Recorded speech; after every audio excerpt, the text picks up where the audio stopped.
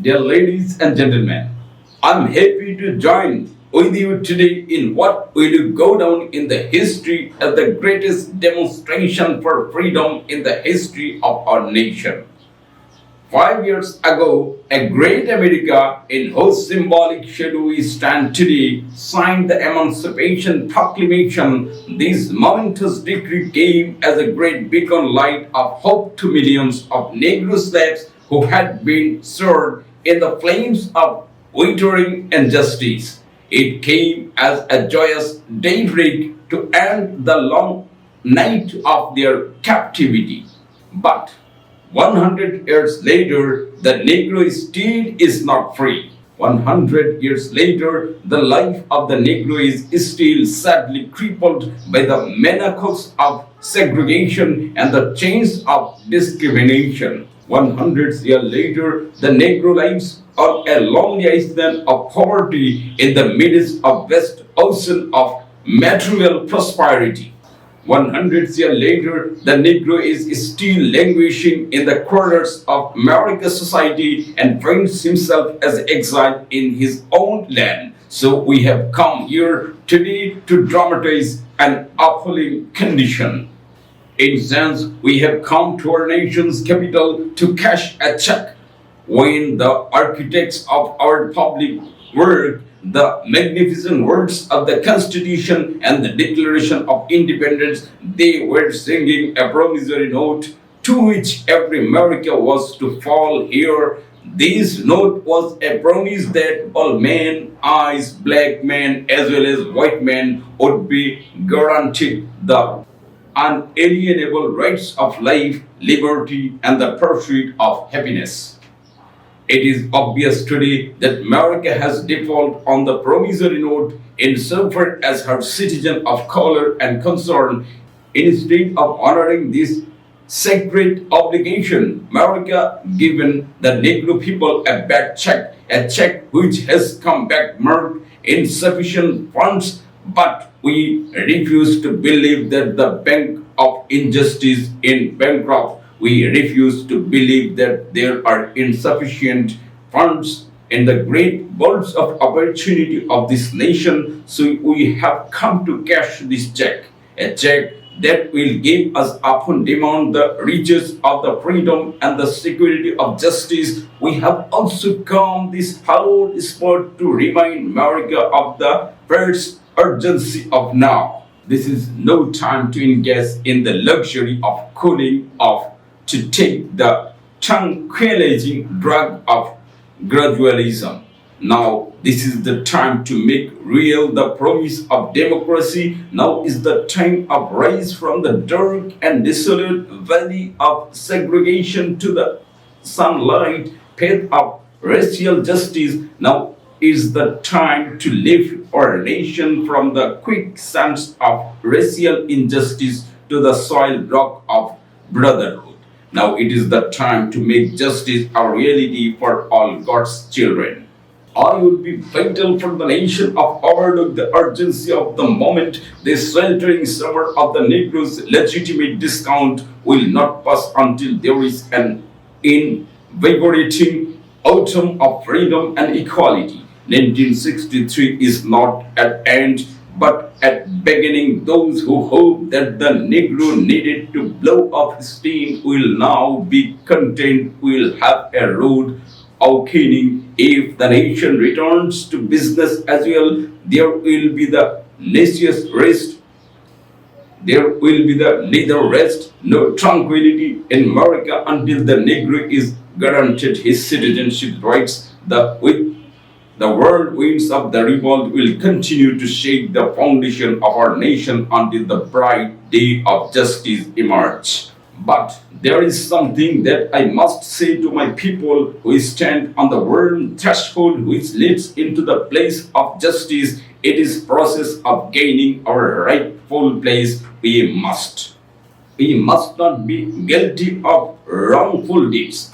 Let us not seek to satisfy our thirst for freedom by drinking from the cup of bitterness and hatred. We must forever conduct our struggle on the high plane of dignity and discipline. We must not allow our creative protest to degenerate or degrade into physical violence. Again and again, we must rise to the majestic heights of meeting physical force with soul force. The marvelous new military which has engulfed the Negro community must not lead us the distrust of all white people, for many of our white brothers and evidence by their presence here today have come to realize that their destiny is tied up with our destiny. They have come to realize that their freedom is inextricably bound to our freedom. We cannot walk alone.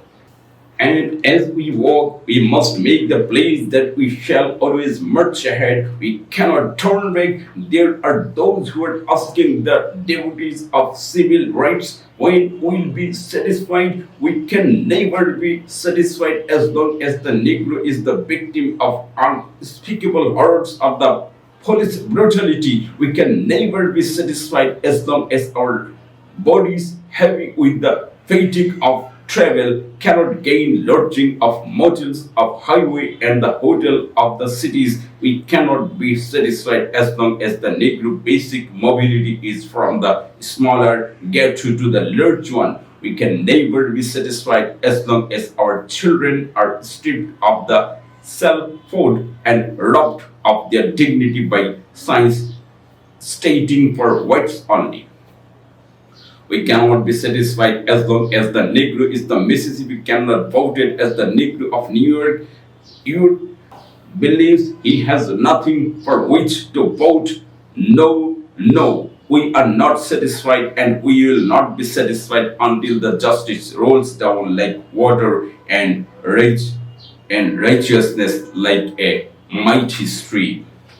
I'm not unmindful that someone of you have come here out of great trial and tribulation. Some of you have come fresh from narrow jail cells. Some of you have come from areas where your quest of freedom left you battered by the storms of persecution and stretched by the winds of police brutality. You have been the veterans of creative sufferings. Continue to work with faith and unearned sufferings in redemptive.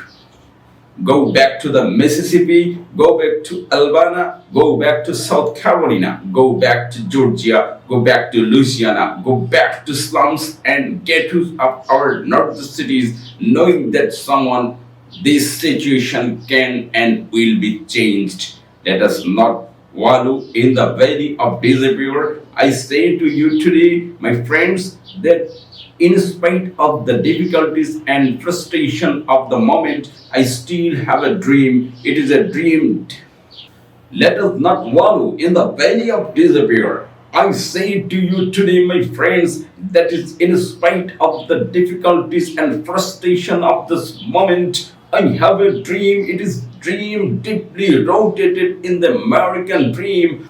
I have a dream that one day this nation will rise up and live out the true meaning of its creed. We hold these truths to be self-evident that all men are equal. I have a dream that one day on the red hills of Georgia, the sons of former slaves and the sons of former slaves' owner will be able to sit down together at a table of brotherhood.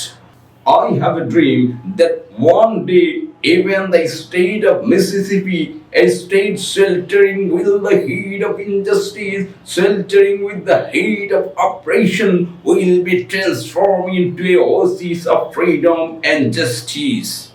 I have a dream that my 4 little children one day will live in a nation where they will not be judged by the color of their skin, by the content of their character. I have a dream. I have a dream today. I have a dream that one day down in Alabama, with its vicious racist, with its governor having its lip dripping with the words of interposition and nullification, one day right there will be Alabama little black boys and black girls will be able to join hands with little white boys and white girls, as a sister and brothers, I have a dream today. I have a dream that one day every valley shall be exalted, every hill and mountain shall be made low, the rough places will be made plain, and the crooked places will be made straight, and the glory of the Lord shall be revealed, and all flesh shall see it together. I have a dream today.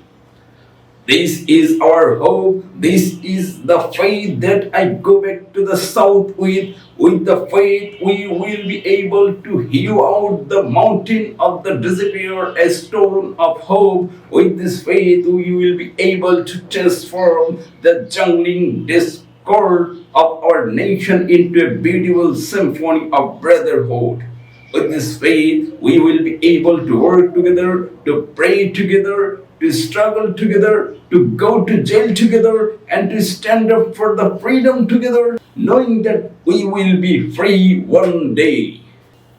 This will be the day when all God's children will be able to shine with new meaning. My country is of thee, sweet land of liberty, of thee I sing, land where my fathers died, lands of the pilgrims' pride, from every mountain side left freedom ring. And if America is to be a great nation, this must become true. So let freedom ring from the hilltops of New Hampshire. Let freedom ring from the mighty mountains of New York. Let freedom ring from the hastening hills of Pennsylvania. Let freedom ring from the snow-capped Rockies of Colorado. Let freedom ring from the Carolina slopes of California. But not only that, let freedom ring from the Stone Mountain of Georgia. Let freedom ring from Coconut Mountain of Tennessee. And let freedom ring from the